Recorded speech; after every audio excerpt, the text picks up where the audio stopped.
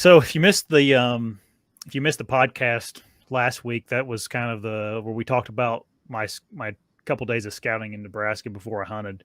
Um, and essentially, what happened was I jumped this buck I ended up killing the day before down in a little draw.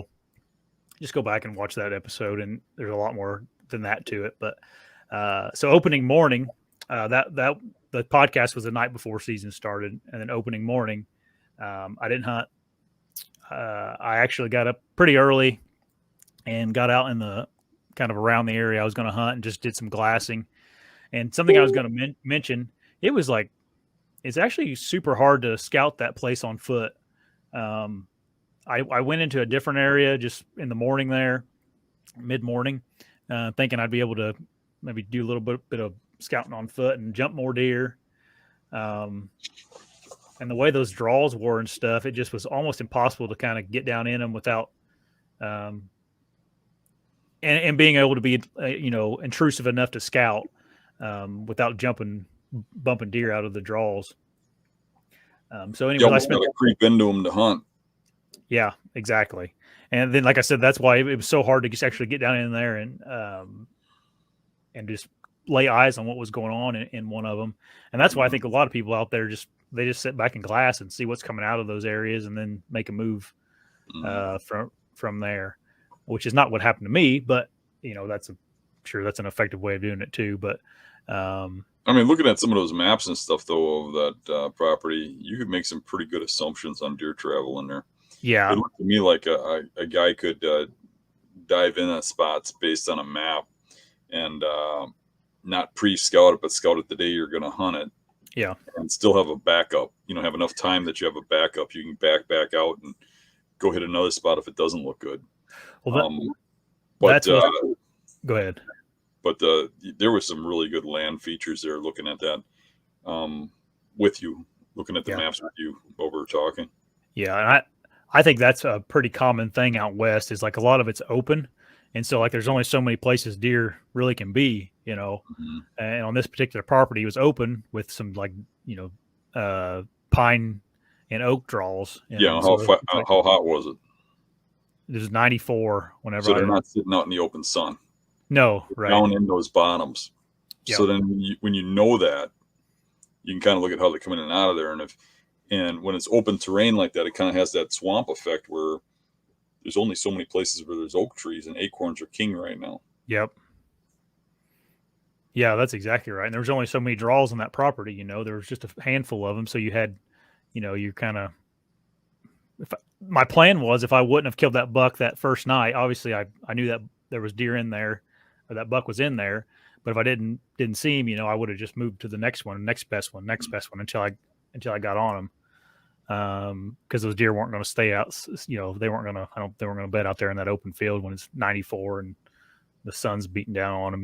And then plus in Nebraska, at least the WMAs that I've ever hunted on, they all have like paths cut all through the open fields for bird hunters to run their dogs. So I'd imagine even if they find a place to bed out there, they probably get pushed off those fields and back into those low areas away from the bird hunters. Now, from the outside looking in, it appears just as easy, and everybody should do it, and everybody's going to go there and shoot one opening day. But literally, the first place you went to didn't have a lot of pressure, and you had to move, like squirrel hunters or something. Oh, yeah. The first place I went to, it's like a river bottom with a whole bunch of bur oaks on it, and yeah, there was 22 shells and 20 gauge shells laying everywhere on that thing. So I pretty quickly, there was deer sign too, but I pretty quickly realized like, oh man, this place is getting a lot of walking. And there was already like on a Wednesday when I got, Wednesday morning at 10 o'clock, there was already a couple trucks parked in the WMA. They were, out squirrel hunting. So I kind of clued me in like, okay, people are really walking these river bottoms, putting a lot of pressure on this place. I'm not saying you can't work around those people and kill one there, but I had time to go and find a place where that wasn't happening. And that's where I found this other spot. So this was around 1 o'clock, and I ended up going in about 1:30, which I mean that's pretty early. That's 8 hours before it gets dark. But I think it was like a pretty key factor of me killing the deer. The wind was blowing real hard. It was, that deer was probably good and bedded down at 1:30 in the afternoon. It being hot and everything. He probably did not want to move. Probably wasn't paying much attention. All that kind of stuff. And with the high winds, it was blowing, perfectly away from it. So I wasn't too worried about anything swirling at that particular moment or anything like that. But I made my way in. Not that far of a walk, actually. I mean, it was actually the closest draw to the parking lot. So, and there's something else I do that's probably a good lesson for people to hear is like, I got to that draw and I got to probably 60 yards from the area I was going to sit in. And I literally like got down on my knees and just sat there for probably an hour and just like analyzed everything, like thought about everything. I tried to pick out like the absolute perfect tree and even like the spot on the tree I want to sit, and just let myself kind of settle down because obviously I was like sweating and stuff. That's something I do a lot. I don't know about you, Dan, but whenever I get close to something, I kind of just stop and kind of compose myself and kind of knock it down a couple of gears compared to when you're hauling your butt into to a spot. I really take my time about picking the spots too, and really taking a look around. I think a lot of people go into situations like that and just, all they think about is the deer and they get out, or there's a good tree there or something. They don't take the time to think about how the thermals flow into the holes and down the draws and what the wind's going to be doing, and planning for the thermals and stuff, and really taking their time when they get into a spot like that. Yeah, and I sat there and I would kind of like I said, it was probably an hour. I sat there and thought about it, and I just when something would change, like the wind would die down or shift, or I would just drop milkweed and see how it was reacting down through those valleys, making sure that everything wherever I was, it was going to suck back up towards either away from where their deer were bedding, or just blow up back into the parking lot where I came from. And I actually there would have been if a guy would have just walked in there and picked out a tree, there was like a nice straight perfect tree, pretty close to where I wanted to sit, but I kind of sit there and looked at it and thought about all the scenarios, and I'm like, man, if a buck comes out right there, I'm gonna be just dead in his vision when he came out there. So I ended up kind of thinking about a different tree, and I got up in a one that was, it was like a branch that came off the great big giant tree, and it was only about your head thick. But I had like all kinds of cover around me. It was just a perfect tree. I was probably maybe 14 or 15 feet off the ground. But yeah, that's something I do, especially whenever I feel like I'm really on one. I'll really slow down when I get to the tree. And I always try to portray that in the video with like filming my feet and how slow I'm walking and stuff, and how careful you're being when you're walking in and all that. So, so yeah, I got up in that tree. I was wearing a safety harness. I don't know. A lot of people on the thing was asking me why I wasn't wearing a safety harness. I had a safety harness on, I promise. It's just one of those waist and feet one or leg ones. So there's a video on this YouTube channel about it. But anyways, I had a safety harness on, everybody. And also I fixed my lug nut. Boy, people don't miss anything. Someone mentioned to me a couple times that I was missing a lug nut on one of my tires, and that I should take care of that stuff before I leave on trips. But I went to O'Reilly Auto Parts today and bought a lug nut and put it on there. But I guess thanks for that, everybody. Maybe you took it out to fix your camera arm or something. Or yeah, no. There was 4 on there. I don't think the tire was coming off. I put the 5th one on today, though. So anyway, it's just funny to me, man. People don't miss anything on those videos. Like I didn't even realize I put my tires in the video. I didn't even realize it. But anyway, I got up there. I was probably maybe 2:30 when I finally got situated and settled in, and didn't see anything. Well, as soon as I sat down, a mom coon and kittens came strolling by, and I got to watch. Small.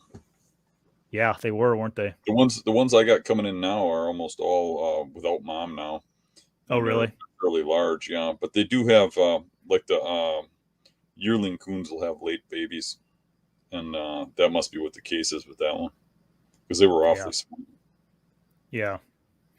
But I saw those as soon as I got in the stand. It's like almost like they were, up in the my tree next to me or something. It must have shimmied down whenever I was getting up or something. Anyway. So yeah, that ridge had like a two finger, or not the ridge, the drainage had two fingers in it like this. And the oaks were like right here, and then the bedding was in the two fingers. And I jumped those deer kind of in this finger the day before, and they they were probably going to make their way into these oaks to bed. And I ended up setting up kind of on top of the hill to where I could shoot both of the fingers coming into the oaks, and the two fingers were just full of pines. They didn't have much oaks in them. But then about, I don't know, an hour. Did you have hour a good setup for your thermals to drop down in the evening? Yeah, I did. They were just, it was, they were just, from what I could tell, and just I always think about water whenever I'm sitting up there. Like if I dumped a gallon or a bucket of water out here, where would it go? And I was pretty confident where I set up. The one finger to my right, it had like just nasty like layovers and everything kind of on the right side of the finger, to where the deer would have to actually come around all that stuff to get to me. And that's where the ditch was all the layovers were in the ditch, and you could see the trail that came out from the other direction around around all that crap. And my thermals would have just dropped down into that crap and went that way, and they came up high to get around all that stuff. But if a guy would have set up maybe 20 or 30 yards farther into that place, you probably would have been screwed with your thermals. So that's why, that's where I learned whenever I sat there and kind of was looking at the place for, an hour thinking about all that stuff.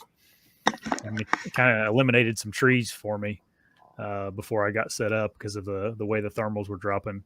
And it really wasn't a factor in the end, because I mean, it was still pretty windy when that buck came in. And I don't think it was still freaking hot. It had to have been 90 degrees still, and it wasn't cooling down much. I noticed when he ran after you shot, he was kicking up dust. Oh, it was dry, and it made for tough tracking too. I'll tell you that. Like when it's just dust, that blood just gets sucked up, and they don't really leave prints, But I mean, he only ran 60 yards, so it wasn't that big a deal. I just made a little circle, and I found him on the first circle I made. But anyways, yeah, about an hour and a half before dark, he came out of the left of the two fingers, and I could see him coming. He got about 50 yards where I could start seeing him, and he just kind of mingled around until he got in those oaks, and he'd eat a couple oaks and then walk a little bit and eat a couple oaks. And there's a trail I set up on. It was the only one that came through that little pinch I was in. I was about 25 yards from it, and he walked right down that trail, and I shot him. I hit him. I took out the top of his heart. I could tell that he was a little bit nervous, but he had no idea you were there. Well, I'd walked through that area the day before. Well, that's what I mean. He probably had smelled your impact from the day before. Yeah. He knew something was, just wasn't the way it's been regularly, but he was thinking, well, okay, Yeah. You could tell there's a little bit of leeriness to him. And I wonder if it being so dang dry too, they can't quite, the scent probably isn't laying down as heavy and stuff. So maybe that helped me a little bit, Well, a little bit of jumping him the day before, and he knowing somebody was in there. Yep, for sure. During the night or something, he probably went over and smelled where you had been. And he was probably a little nervous. Yep. But yeah, he made his way in there, and we talked about on the podcast a while back about stopping a deer, and I ended up stopping him. And the reason I did is where he was he was in the valley, and you ever see a deer like when they hop a creek and go, because there was a creek in the bottom of the valley where he was going to cross, and then he was going to go up a steep hill. You ever see him like hop a creek and then just jump up, like dart up the hill real quick? Well, I had in my mind, I thought about that. I'm like, if he comes from this direction, I could see him hopping that creek and just kind of taking 3 or 4 leaps up that steep hill real quick to get up there quick. And I didn't want him to do that. And that's why I stopped him. Like, I'm going to stop him right there because I'm not taking a chance of him. I didn't catch it. Did he drop on the shot at all? No, not really. But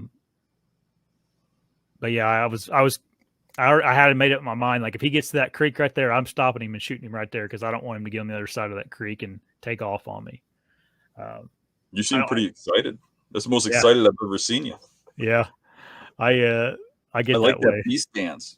Yeah.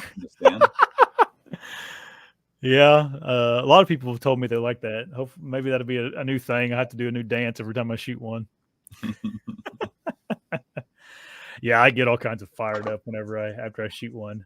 But it means a lot to me. I mean, I obviously put my whole life into this stuff, so I get excited, which you can obviously tell I'm pretty passionate about it. Yeah, when it all comes together on opening day too, that doesn't happen on accident, and there's a feeling, a personal feeling of accomplishment. You know, I've done it. I've killed a lot of my really biggest bucks on opening day, and it's just it's always a rush. It is for sure. And it seems like on opening day, at least for me, I always have like a really good plan. It seems like I always, even like in Indiana here, you know, I've been studying the deer I got on camera. I've got this like in my head. I've been thinking about it so much that I have this plan, just like I had in Nebraska. Whereas kind of sometimes after season gets going, your plans kind of become a little more fuzzy, you know. I think that's what makes it so cool is like, man, I had that planned out perfect and it worked exactly how it was supposed to. Hey, everybody. If you like the channel, make sure you subscribe right here. And if you like the clips, I got 2 more options for you. 2 options right here. Subscribe right here. See you guys.